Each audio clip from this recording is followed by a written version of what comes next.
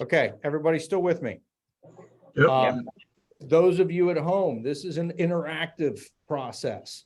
Please shout out, if there's anything that you want to add here, because that's how we all learn as adults, is by sharing our experiences and finding things to go back and forth with, things that we can hang our learning on.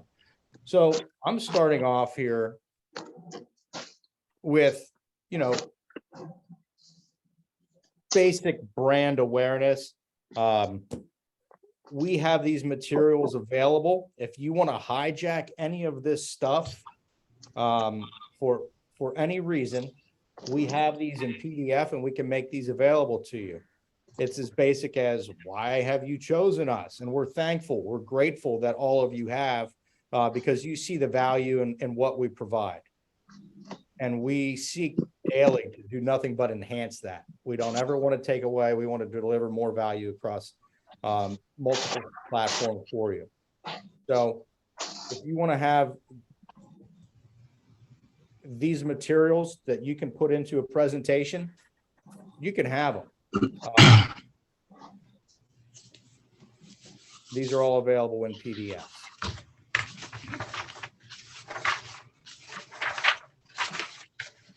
So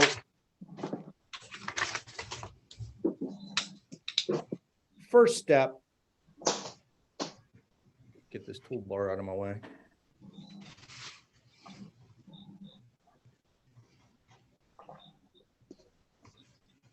My calendar giving you anxiety. This is called time blocking, everybody.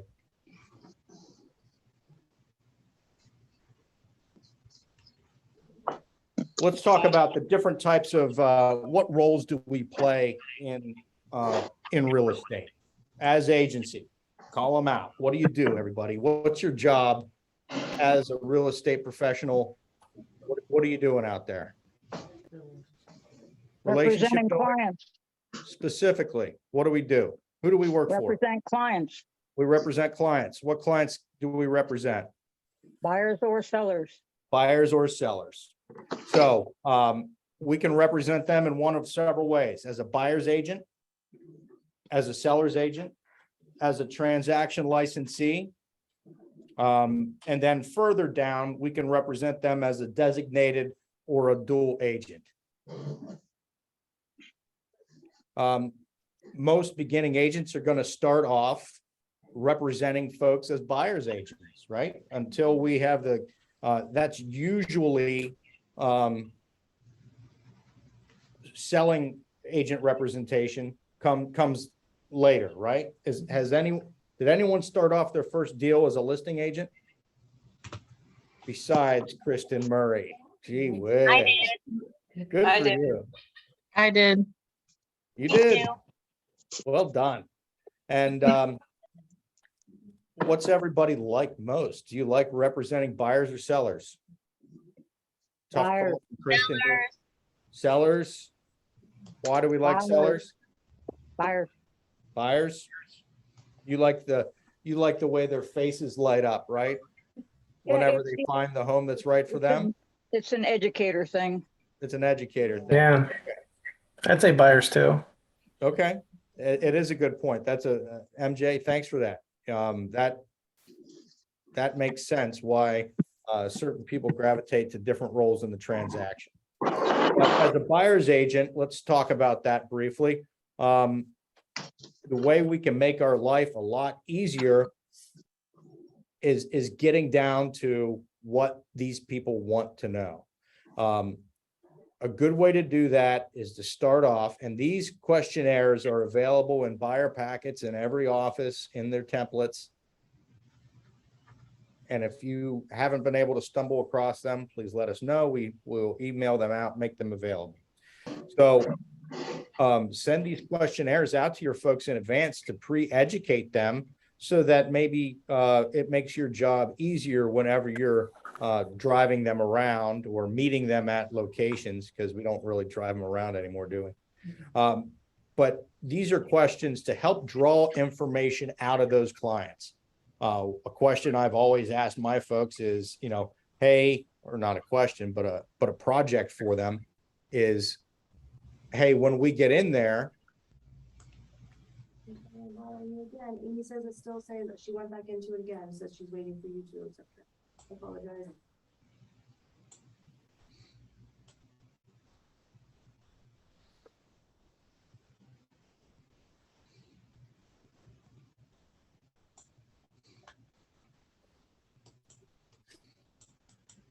Hello?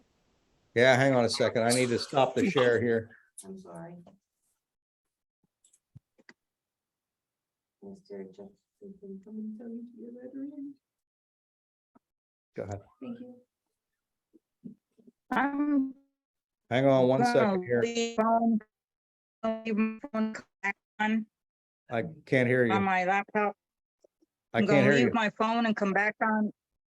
No, this isn't a problem for you, MJ. Unless you're freezing up, then that's a problem for you.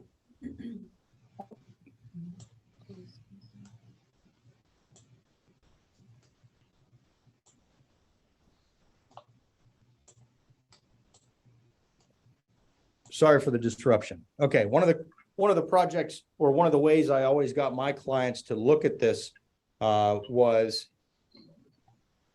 hey, after we see a house, why don't you tell me how this house rates on a scale of 1 to 10?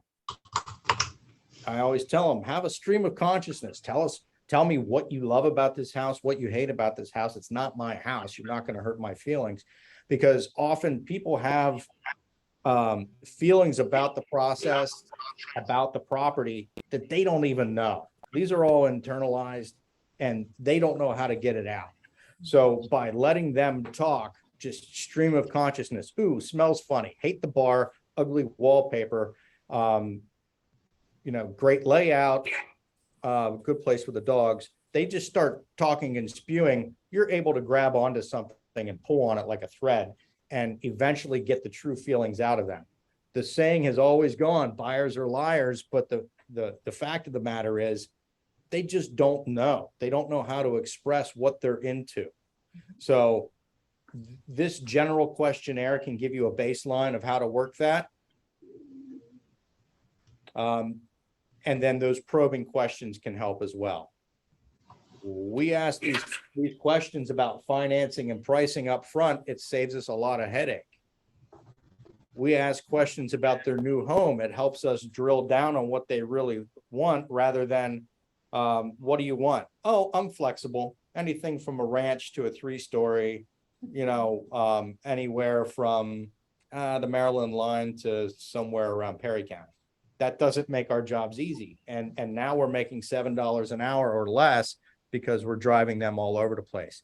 If we can help them to zone in on their wants and needs, it'll help us to help them more efficiently and keep us from becoming more frustrated with the process or the client than we need to be.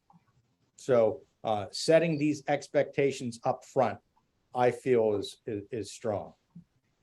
This is something right here, this real estate glossary, that can help your clients to understand the lingo, whether buyer or seller.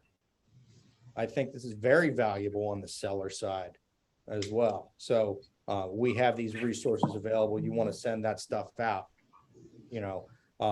put it in your packet, put it in your presentation, and you can make these things available. We could talk about the benefits of home ownership. Somebody says, I'm looking to rent. We can talk about why you want to rent, why you want to buy. Happiness is not what I'm thinking when I'm mowing my grass or fixing any of the stuff. But the rest of them, tax savings, appreciation, equity, those are all very real, tangible assets or outcomes. Let's talk about, blow this up a little bit. It's not blowing up for me, but I guess you guys can probably see it. We have this available. We can talk about the timeline of a real estate transaction. First steps, meet with your real estate professional. I really love the idea of sitting down with somebody before getting them out into the field. because you can set those expectations, ask those probing questions, and potentially weed out the losers. Who here has driven somebody around for a long time before you got all the questions out of your mouth to actually do a pre-qualification with somebody? We all know that best practice is to set these expectations and have these conversations early, but we sometimes don't have the opportunity or the discipline to accomplish that. Why don't we have the opportunity to do this? I mean, it's the market, right? It could be the source of the people. My favorite people to work with are my sphere of influence, because they're already pre-qualified. And if they're crazy, I know what brand of crazy they are. I know how to handle them. Second best is a referral from somebody in my sphere of influence, because birds of the feather flock together, right? We have somebody who's coming to us who is already basically pre-qualified by association. If they came to me from Kristen, then I know that they're probably Kristen's brand of crazy. If they came to me from Rebecca, no, but you know, that association holds people to a better code of conduct than if they came from the internet. And nothing wrong with internet leads. Those are absolutely great leads. Those are real people in real need. However, when you invite the internet into your life, you invite crazy into your life, and you have a higher proportion of losers in that pool. And those are the ones that need pre-qualification the most, but you have the least opportunity to pre-qualify because they're driven to look at a particular home, not necessarily build a relationship. And they're kind of just running around wild, and we need to pull them down a little bit, right? I think that that's a great opportunity. You know, get them out there in person, schedule a little extra time on that first showing, and have this meeting with them there. I think that's a good way to do it. Have they been pre-approved? Make sure that they are pre-approved with a local lender, because as I always say, an internet lender, you know, Loan Depot or Rocket Mortgage, nothing against those brands in particular, but they have great loan officers and bad loan officers, and we don't know which is which that's pre-qualified our people. As a brand, they've pre-qualified 40,000 people this month. And if your client doesn't make the cut and get to closing, it doesn't even ruin their day before lunchtime. You know, it's just one more on the cutting floor. We do our home search, we make our offer, and people say that they can always do the home search, right? What do I need you for? I say my real value doesn't happen until we get into the making an offer phase, you know, or identifying the home that we're going to make an offer on. So, because anybody, you can get into a home by calling the list agent, and you can hear what the seller wants you to hear through the seller's mouthpiece with that list agent. But whenever we're out shopping for a home, you're hearing somebody who's working for you.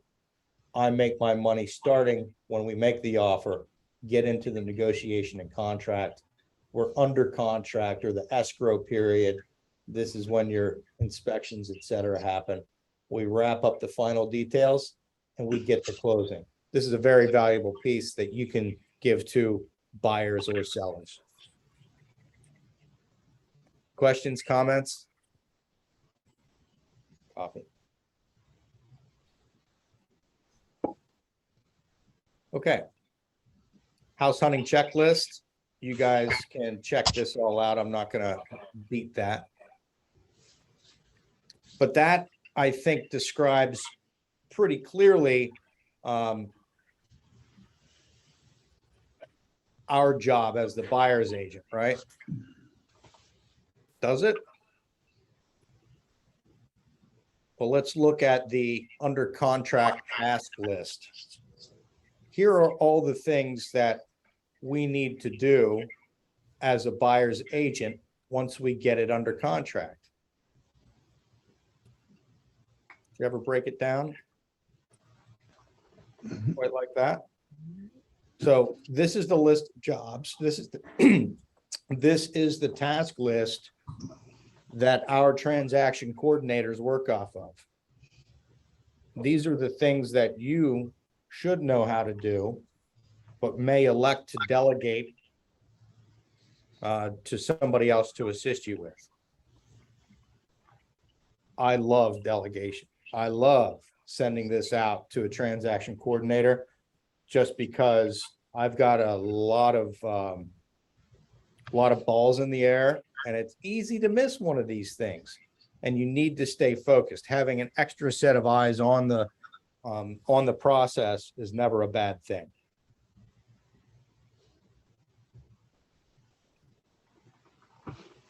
Couple things that we need to keep in mind that are very important to us, because it's my broker's license on the line, so it's important to me and my family as well, is uploading documents into SkySlope.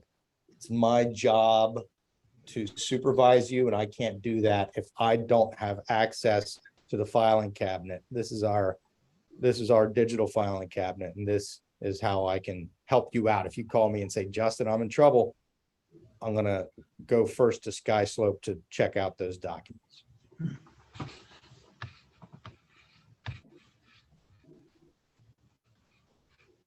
Okay. Now, another role that we can play is the listing agent. So,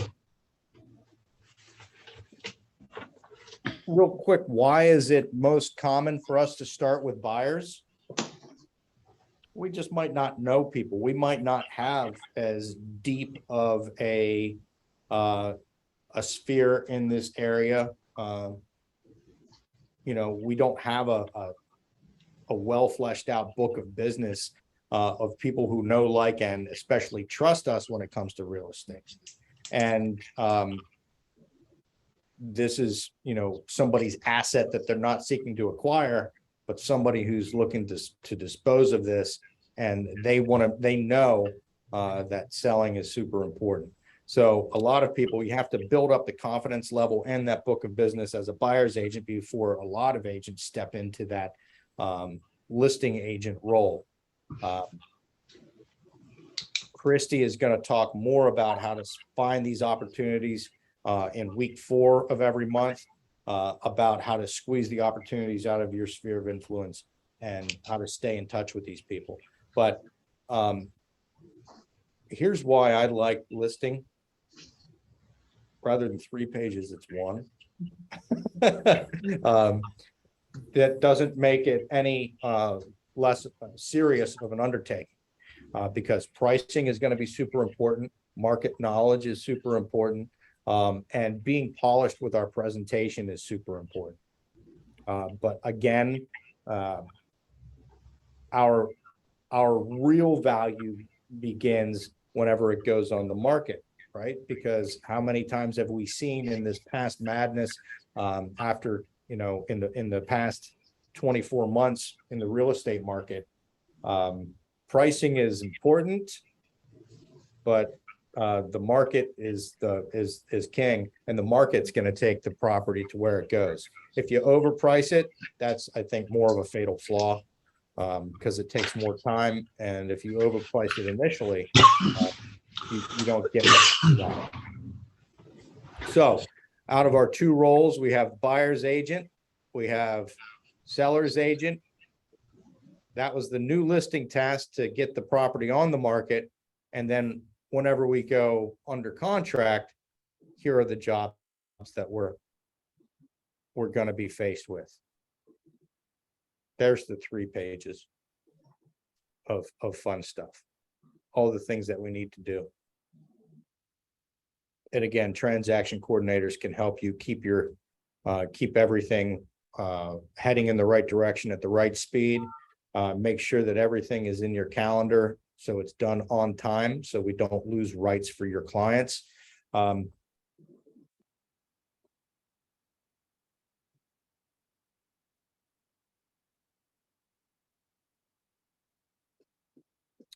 And here is, and we'll make this available to you, This is the actual list of things that our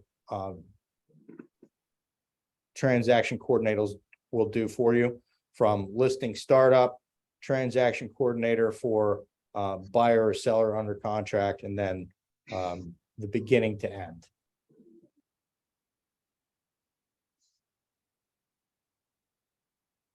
Now, I'm not going to delve deeply into agency, because every time we talk about agency, that winds up being something like a hour and a half or 2 hour conversation just on its own about agency. So what I would encourage you to do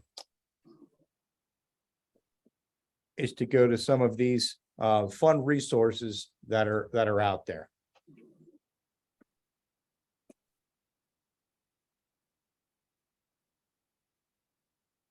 So what resources do you have available to you for answers on how to do your job? The tools that we use initially are going to be the consumer notice in every case, right? A buyer agency contract or a listing contract. You're going to use one of those in every case, right? For the most part. And then ultimately the hope is in every transaction, we're going to be doing an agreement of sale.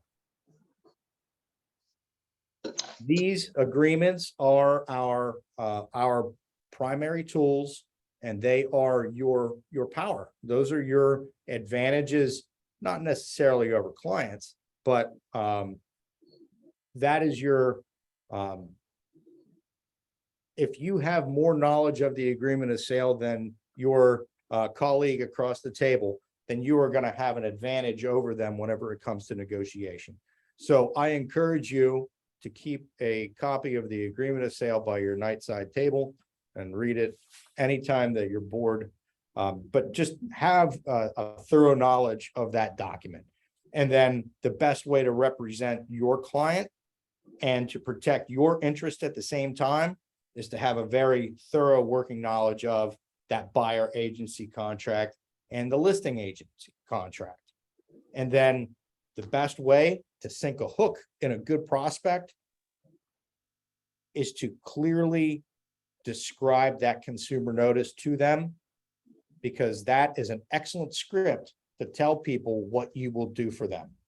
Whenever you tell them that, you know, whenever you finally sign that buyer agency or listing agency contract, we are forging a fiduciary relationship. And fiduciary means I work for you, I'm your servant, and these are my responsibilities to you as a fiduciary. There's not many people that are going to walk away from that saying, I don't think I need that. So if you want to know how to use these, first go to PAR. This is one of the things that you pay for in your dues on the daily every year. So I say go to parealtors.org and log in there. So if you go to For Realtors, you can go to member benefits, find your local association if you're just moving to the area. Learn about standard forms, go to continuing education, go to government affairs to find out what PAR is doing for you, and member savings if you want deals on everything from cell phones to computers to car insurance. So you can go to standard forms, or you can go up here to this search block, search forms, topics, or resources. You can type in a form or a topic, and it will go back through all of the blogs that are put out on a weekly basis for the past forever. And you're going to see articles in there from PAR's General Counsel, Hank Lerner, and many of his colleagues about things that are forming policy and how we do the business in the state of Pennsylvania. So it's a very good resource if you want to learn about just about any situation that happens to you in the course of a transaction. And, it's late at night, too late for you to call Justin, and you want to find the answer yourself, I would start here and type that in. It's real estate Google. So as we scroll down, you can see they have in a tile format all of the different common forms that we see, not just common forms, all the forms that we're going to use. For the purpose of this, I like the standard. Let's start with the standard agreement for the sale of real estate, because this is your primary weapon, right? This is how you do business. This is how you go in there and do business on the daily. You can download that form here. You can download the marked up version. So you just got used to the old version, right?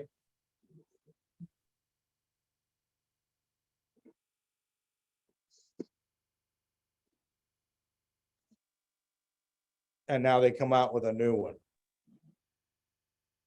So there's going to be a new one at least once a year, I'd say. This year we got one twice. But you can see the black text stays in place. The red text is new. And the blue text, it was just moved from somewhere else.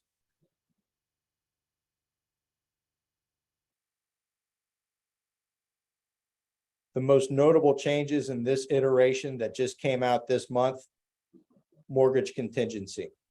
Buyer and seller understand that the waiver of this contingency does not restrict the buyer's right to obtain mortgage financing for the property.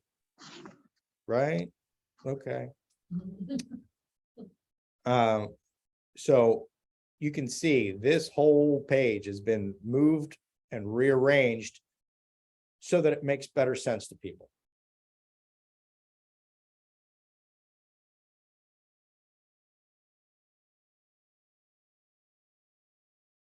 So what does all that mean? Well, here is what I think is one of the best resources available to each of us. And this is something that I use on a regular basis.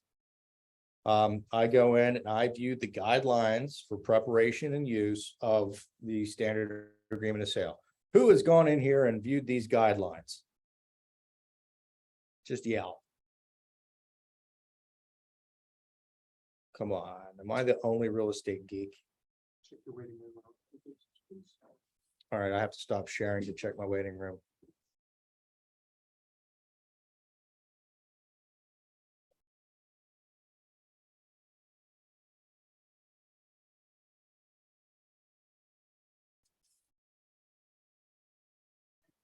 Okay. Has anybody gone out there and checked out the standard agreement for the sale of real estate guidelines for preparation and use? I have not. I have, Justin, but it's been a while, I'll be honest. And was it the best thing you ever read? Yeah, especially Exactly. trying to learn it, learn the document itself. Right. So, the fun parts of this, I mean, the highlights, you're not going to want to miss agency. If you just go in and read agency time and time again, you're going to stay riveted. Obviously, that's a lie. Special note to the broker for seller. When reviewing an agreement with a seller, there may be representations made in the agreement on the seller's behalf. Ergo, seller's knowledge of land use restrictions on the property, etc. Particular in paragraph 10, but in other locations as well. Do not let the seller sign the agreement unless these representations are true. If these representations are inaccurate, they should be amended, initialed, and generally treated as a counteroffer. Okay, so you can see there's alerts, there's practical advice in here that we could sit together for days. And it's hard to discuss with you all the line by line annotations that need to be made, but they have everything captured here very concisely and clearly. Is it boring? You have no idea. But if you break it down into manageable chunks and read a page or two at a time, or if you have a particular question on the preparation and use of the agreement of sale, this is an awesome desk reference for you to go to. Okay? But you can see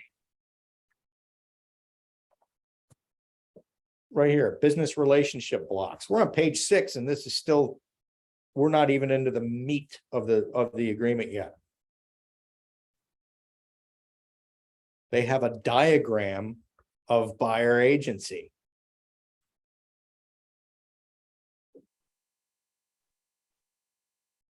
And this tells you special tips for seller's agent, designated, dual agent, etc. Did you know that if you write an offer on one of my listings as Justin, as broker, well, how's that work out? Are we both designated agents on that? You're a dual. I am a dual. Are you a dual? Nope. Yes, you are. Yep, because you are an agent of mine. If you're writing on one of my properties that I have listed personally, then we are both dual agents. Because theoretically, I would have knowledge, or I have a fiduciary responsibility to the client on both sides of the table. So that's fun stuff, fun knowledge that's in here. There is a flow chart to find out if you're a dual or a designated agent. And it goes on and on and on. We could spend all day here. As a geek, I just love this thing. Let's go back to PA Realtors as a resource. So where do you go for answers in this business? You go to the contract, because the contract, as I explained to my clients, it's an offer when the buyer signs it. It's a contract when the seller signs it.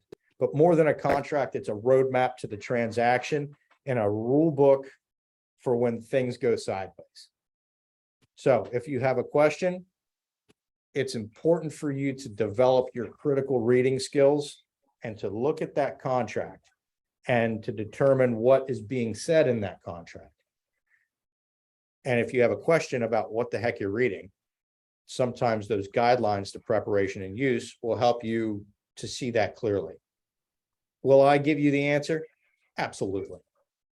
But it's important to learn how to get the answer yourselves so that you can develop your professionalism and sharpen those tools. So where do you go for answers? First step's always the contract. Second, I say parealtor.org or parealtors.org. There's an S on that.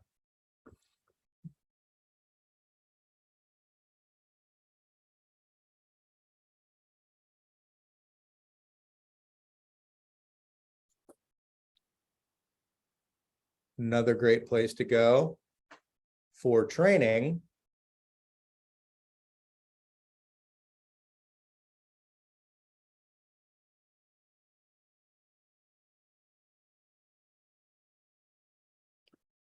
right here, KV Core.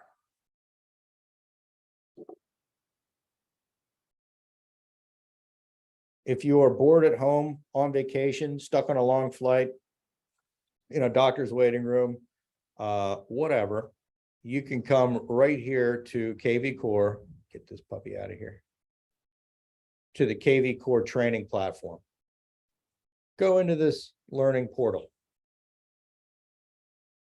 And you will see laid out in tile format, different learning tracks, right? Different syllabi, whatever. Now, Next week, Terry is going to be launching into how to incorporate these basics with the next step, right? How to do the technical portion of your job, not just what do I do? What am I doing here? Where do I go for answers? But integrating these platforms, these technology platforms, to help us reach out and touch the world. So go in here and watch these 8 lessons on advanced agent technology.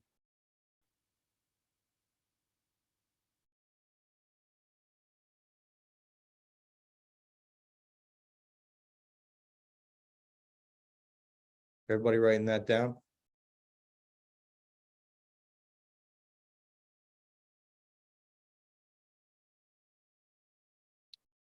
Also watch Core Social.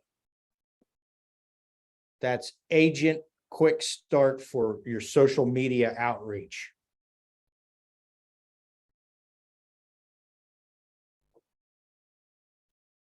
Please also watch editing your website settings in KV Core.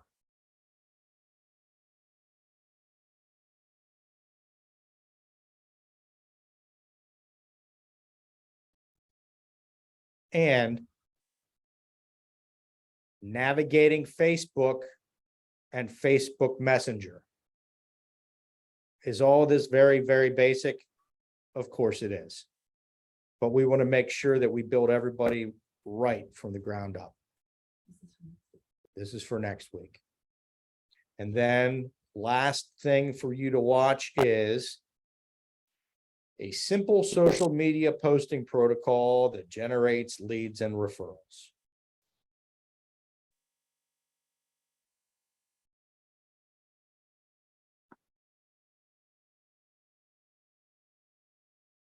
Has anybody, I don't want to embarrass anybody. Hey, let's take a spin in here and see what this all looks like. So let's click on navigating Facebook and Facebook Messenger. Course curriculum.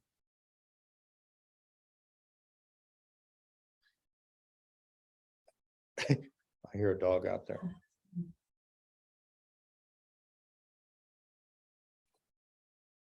If you enroll in that for free. Hello there. Before we dive into this course, let's review how to successfully complete each lesson and reach 100% completion. Each course in the learning portal is broken into 2 different segments, the main section and the individual lessons module within a section. Sections may be sequential or separated by topic. You get the drift. I'm not going to bore you with all that. Okay. So that's another place that you can go for answers. If you're not sure, if you have technical questions on a contract, start with the contract. If you're not getting what you need from the contract, or you just don't have enough experience with that, maybe do a little background reading on the handbook on how to work that contract in parealtors.org. If you have a question about how to do some of the more outreachy type things, check out some of that training in KV Core. Another good way, now this is for deeper problems, a great resource is the local association. If you're getting ready to call the local association, odds are you've already had a talk with me, like, hey, I've got an issue. And I may direct you to say, okay, if this is heading for mediation, why don't you call the local association? They're going to give you some background into that process and kind of a rule book for that. Your admins are a great resource for information, non-contract related. If it's just a paperwork issue, admins are a great place to start, and they can walk you through that. And then obviously the bottom line is going to be coming to the brokerage partners. If you have business etiquette or investment, business management, practice questions, that's a great place to start with Chris. If you want to talk about how do I squeeze every opportunity out of this open house, maybe that's a good Christie question. If you have questions about, hey, my website isn't integrating properly, you know, or my license isn't working, it isn't updating, or my CE isn't registering, you know, maybe we talk to Terry about how to do that. And then contract questions, come on to me with that and we'll figure it out. So, questions about any of that? Great, because, you know, when I started, whenever most of us started a different mom and pop operations, I think we all started a mom and pop operation, except for Chris. The line was, you know, here's your desk, good luck. And we didn't have this fast start stuff. We didn't have this foundational training. So it was just kind of figuring it all out there. We want you guys to know that, hey, we're here. And we want you to know where to go so that you can find confidence for yourselves, because that's the key to success in this industry, I think, is finding your own confidence. So, let me get back into my dot loop. Some other things that we want to talk about, and the amount of resources available are just staggering, and they come at you from a million different directions, right? This is a neat one that was sent out by Showing Time last week, and it's the essential guide to real estate showings, you know, proper etiquette for how to show a home. Has anyone run into a question as a buyer's agent about the right way to show a home? For instance, the lights are on. Do I leave them on? Yeah, I leave it as I found it, you know, until I had one client call me up and chew me out for leaving all the lights on. Leave it as you find it, Leave it as you find it. What about the cats, MJ? except for candles. Except for except for candles. candles. Blow the I candles blow them out. out Blow every them time. out. Okay.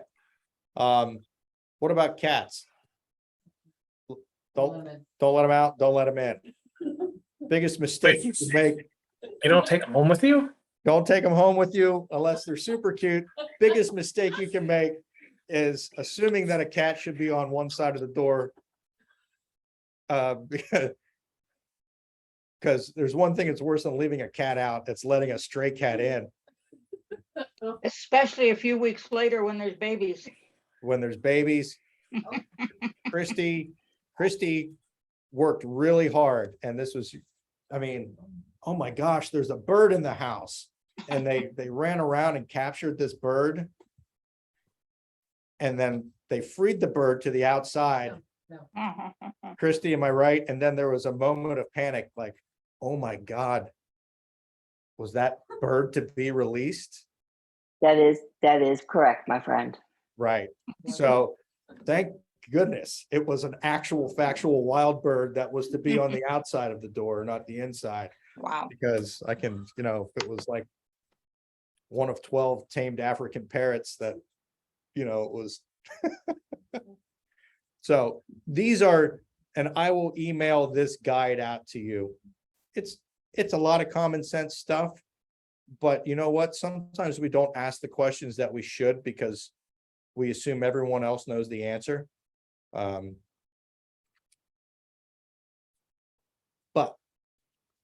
here we are. So I'll send this along to you as another resource.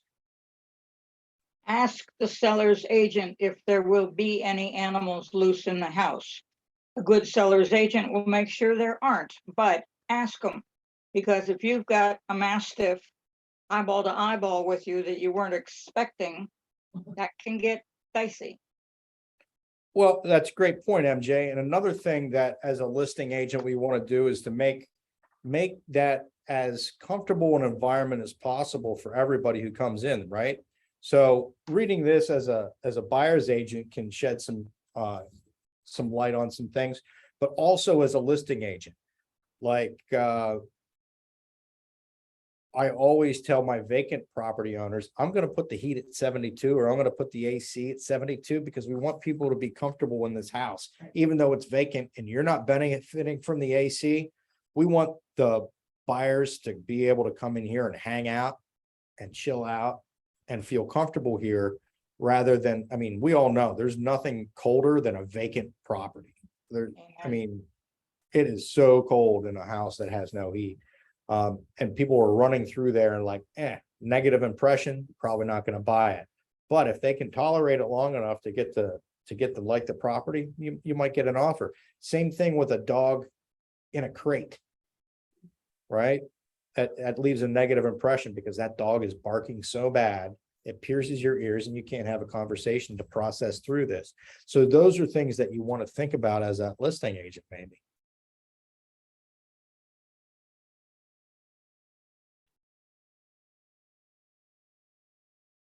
And feedback is your friend. You want to do whatever you can to encourage feedback from folks. Obviously, because that's your ammo. It might not have been important in the past 2 years, but as the market shifts and we get into a situation where we might have to do price reductions, we need to use that feedback as a lever to get our client, the seller, to go where they need to go for their own good.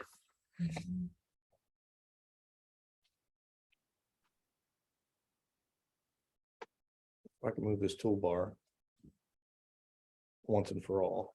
There we go.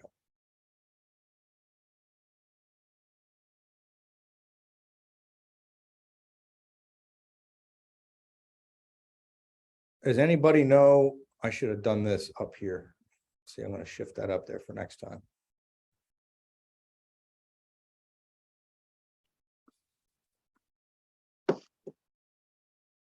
Does anyone use the consumer's guide to the agreement of sale?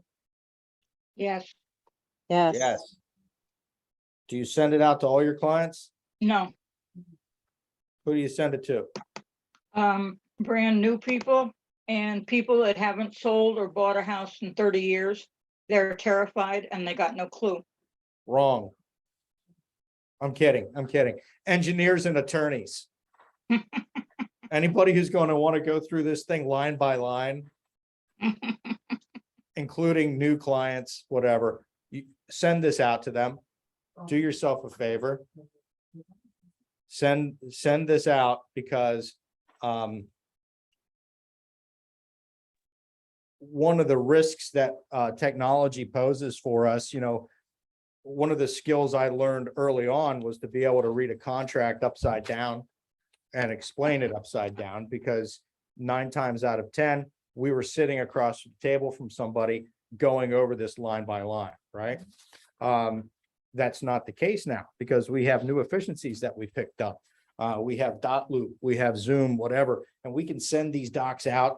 And how long does it take somebody to sign an agreement of sale in dot loop form whenever you email it to them? 5 minutes. Boy, they must have gone for coffee. But right, like, you send it out and it's click, click, click, done. Did they read that whole contract? Does that provide an opportunity for miscommunication, maybe unmet expectations? Because they sailed through this whole thing. You didn't have an opportunity to attach your own experiences. And one of the most valuable tools that I've, cultivated is in the contract is stories, right? About different train wrecks or another in each situation, to help people to understand what the maintenance and risk of loss clause means. About municipal inspections, right? If somebody comes along and gets a letter that they have to replace the whole sidewalk, and they fail to send that to us, and then you get a notice 3 days after purchasing the home that you have to replace a sidewalk, how's that going to make you feel? That's going to change the whole geography of the deal, right? If you had to pay $8,000 in concrete. So a good way, if we don't have that face-to-face opportunity, to make sure that people are reading everything to their satisfaction, understanding this property and limiting your liability is to send this consumer's guide to the agreement of sale out to your buyers and sellers in advance so that they can review it, digest it, and ask questions, and then sign here, freeing you of liability because you sent that to them. Freeing, I don't know, limiting, significantly limiting liability.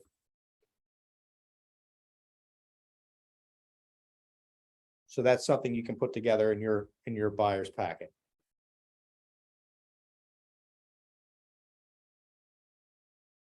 Fun stuff, right? That is almost as good of a read as the guidelines for preparation and use. So we've got a pretty good handle through the guidelines of preparation and use, the consumer guide. We've got, heck, we've got the showing etiquette guide here. Or wait, that's not the right one. The essential guide to real estate showings. That's, I know, how to do it. But there's other factors that come together here, right? Other things that we need to keep on top of that are unfortunately kind of out of our control in some cases. What are the two other parts of this transaction that we need to have together to get to the closing table? I'm going to call on somebody at home to wake you up. Melinda.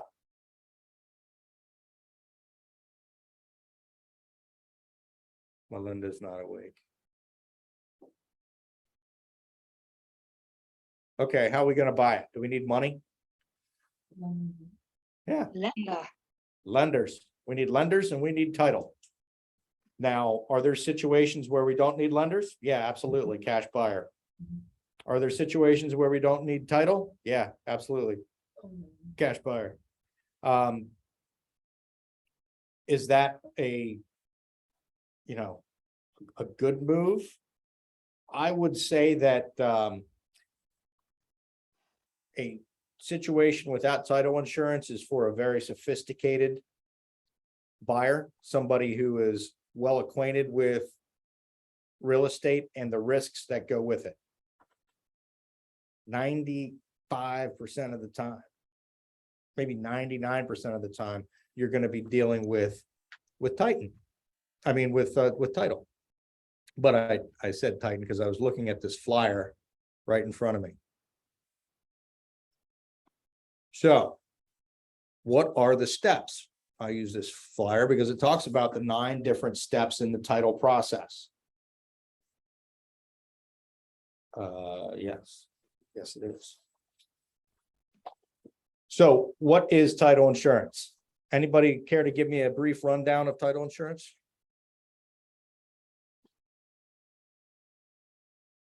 it started with the Magna Carta. Did you say the Magna When we had Carta? title at all.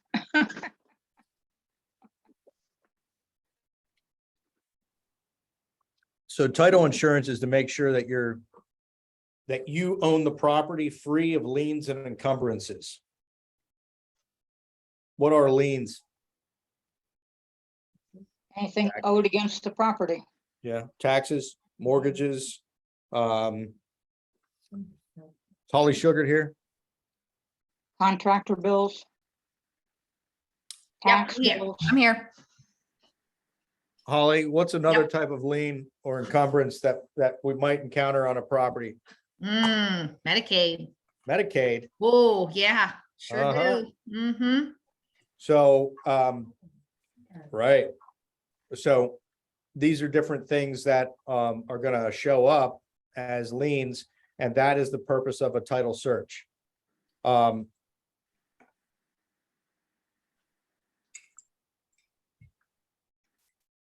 Whose job customarily in the state of Pennsylvania, in all of our markets, who is responsible for getting this done? Yeah.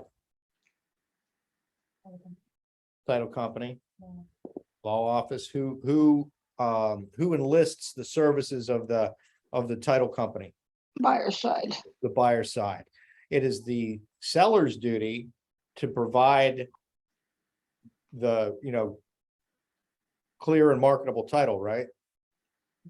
It's the buyer's job to verify and provide that verification to their lender to make sure, because the lender is the one who wants to make sure that this property is free of liens and encumbrances. Why would the lender care? Because they are the first ones not to get paid. That's correct. Thank you. Because in the hierarchy of liens and encumbrances, mortgages are at the bottom. The federal government is at the top. And then state government, unclaimed taxes, judgments, stuff like that. All of that is above the mortgage.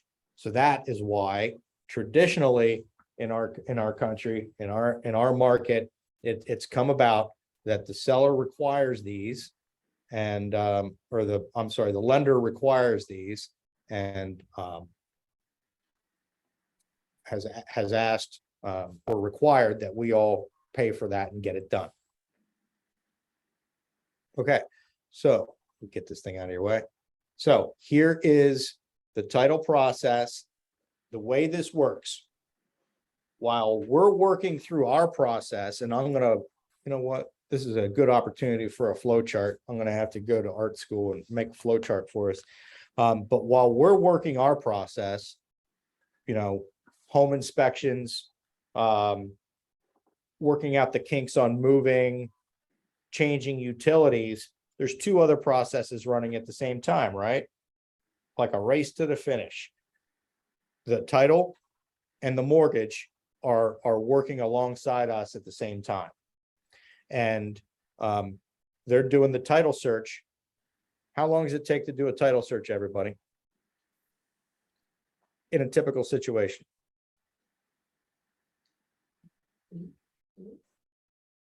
I would say 10 to 14 days to have that turned around without a rush. At that point, according to step 4 here, it says 7 to 14 days, depending on the time of year, right? This is going to be a different situation in March, April, May than it is January, February.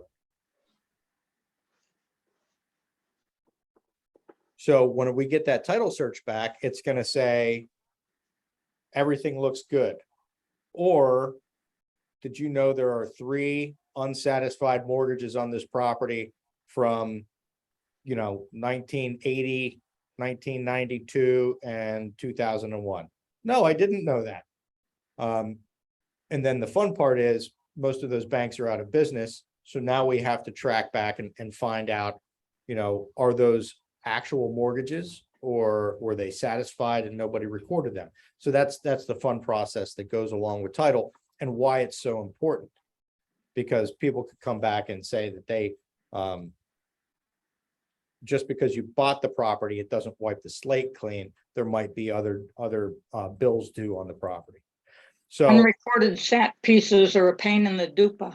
they can be, absolutely. And then this runs concurrently with the mortgage process. And we can have a full talk on the mortgage process. In fact, it's my goal to put together another one of these 2-hour courses where we have a title person come in and talk for 45 minutes, and we have a mortgage person come in and talk for 45 minutes about some of the pitfalls and opportunities to streamline the process. So that's what we have to work through there. Any questions? Stay tuned. We're going to be implementing a contract training segment every month. We're not going to be doing the same contract every month, but we're going to break that out into manageable chunks. I'm thinking probably another 1.5 to 2-hour session every month where we take apart a contract into parts. So we'll do the agreement of sale in 2 or 3 sessions. We'll do the buyer agency contract. We'll do the appraisal contingency, and we'll talk about, those things that come up. So thank you for being my guinea pigs for the initial foundation real estate 101 training. I would love for you to send me an email or throw in the chat items that you want to dive deeper into, things that didn't make sense to you, things that could be streamlined. You're not going to offend me.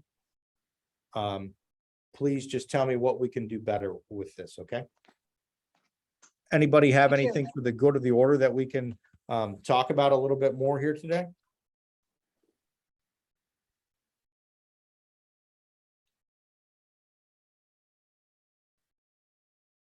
Anybody? Well, Bueller? thanks for the review. It's always good. I know I glossed over a lot of stuff, but we can't really dive deep on all of it at once. So stay tuned for the deep dives, and everybody have a great day. Please call me if you have questions. I'm really impressed with the turnout. Thank you all. Selinsgrove, we got the MLS fixed. So now we can use KV Core for CMAs. All right. So we'll be doing the actual CMA training in Selinsgrove here coming up within the next month or so. Thank you, everybody. I Thanks. appreciate you. Thank you. Thanks, And I'll be Justin. sending out this stuff, making it available Bye. to you. Thank you. Have a great one. Thank you.